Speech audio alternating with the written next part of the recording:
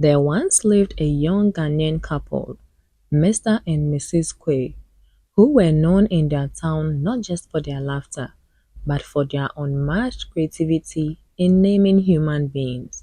They weren't just a couple, they were a comedy duo disguised as parents.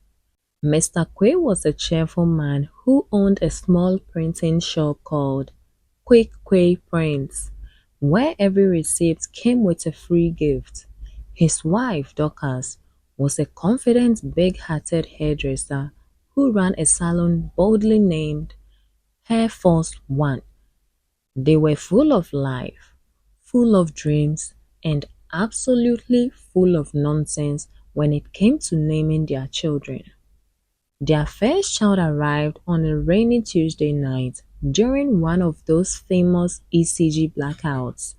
The hospital system went down, machine blinked, and chaos filled the maternity ward.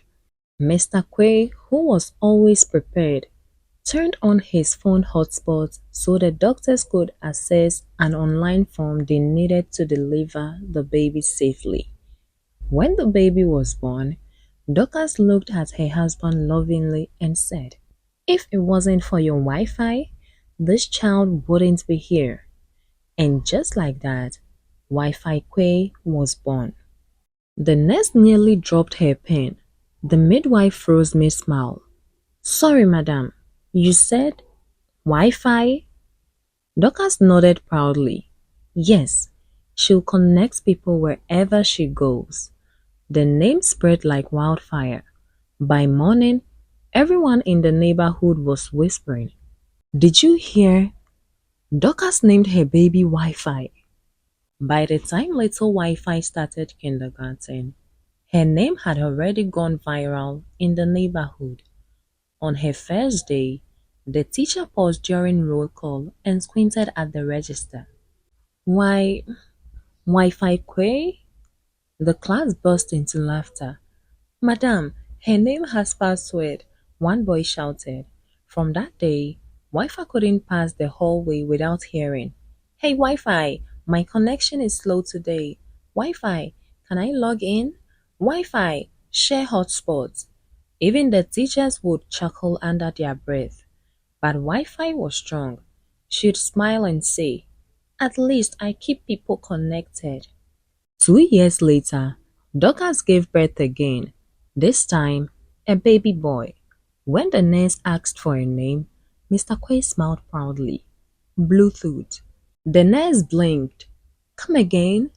"Bluetooth," he repeated, "because when I held him for the first time, we bonded instantly, just like Bluetooth." Dorcas nodded like a backup dancer. "Yes, and he's always near to his sister Wi-Fi.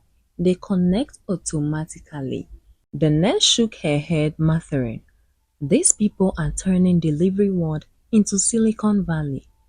Before long, the neighbors started calling them the Wi-Fi family.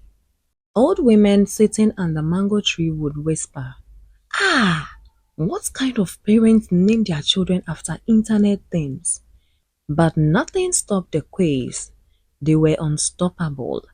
At church, when the pastor asked, "What's the name of your son?" Mr. Quay proudly said, "Bluetooth." The congregation broke into awkward coughs.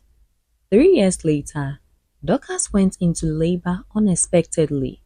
It was a Sunday afternoon, and Mr. Quay was home watching football when his wife screamed, "It's time!"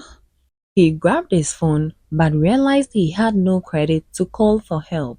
He sprinted out barefoot to the kiosk yelling, "Madam, please quick, 1 cedi airtime, my wife is giving birth." By the time he returned, Dorcas had already delivered. And when the midwife asked, "What name should I write?" he proudly said, "Airtime, because airtime saved my wife's life today." The midwife blinked twice. "Sir, this is a human baby, not a SIM card." But the man was unmoved, and that's how Airtime Quay joined the network. When Dorcas got pregnant again, people started placing bets. "Will it be Instagram and TikTok?" someone asked. or email and password, another joke. Dorcas surprised everyone. When the twins arrived, she said calmly, "The world must know they are destined for greatness. I'm naming them Google and Yahoo." The nurse simply wrote it down. She was too tired to argue. At the kids' school, every roll call sounded like a comedy skit. Wi-Fi Quay, present. Bluetooth Quay, connected. Airtime Quay, loaded. Google Quay, searching. Yahoo Quay, Yahoo! The entire class would explode in laughter every morning. Even the headmistress would pretend to scold them while holding back giggles. One Saturday, the school hosted a big inter-school event. The MC introduced the performers. "Ladies and gentlemen, give it up for Wi-Fi, Bluetooth, airtime, Google and Yahoo!" The audience roared. Parents laughed till they cried, but the Quay kids didn't flinch. They owned the stage. They danced so well the laughter turned into applause. By the end, the crowd was chanting their names like celebrities. A week later, a journalist invited the Quay family for a TV interview. The reporter smiled and asked, "Mr. and Mrs. Quay, what inspired these unique names?" Dorcas adjusted her colorful head wrap and said proudly, "Every name has a meaning.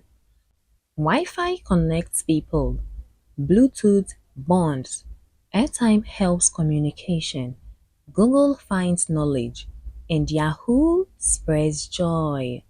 The clip went viral. The Wi-Fi family became overnight celebrities. They got invited to events, tech companies offered them brand deals, and people from all over Ghana shared memes about them. Within a year, Wi-Fi had become a tech engineer, Bluetooth started coding apps, and Airtime became a radio host whose slogan was "Stay tuned and stay connected." The twins, Google and Yahoo, started a YouTube channel called The Connection Family, and the first video they posted hit 1 million views in a week. The same neighbors who once laughed now bragged, "I know them all. Their house is just 2 streets from mine." One day, during an interview, Dorcas smiled proudly. "We are done having children." But the interviewer laughed. "Madam, if you ever do, what will you name the next one?" Dorcas smiled mischievously and said, "Maybe like and comment." Everyone burst out laughing. And that's the story of the family that turned the whole world into their Wi-Fi connection. But now, I want to hear from you.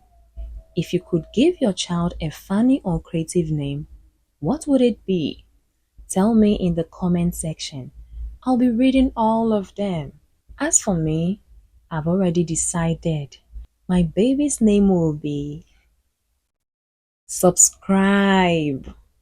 Because every time I say the name, I want you to say, "I already did."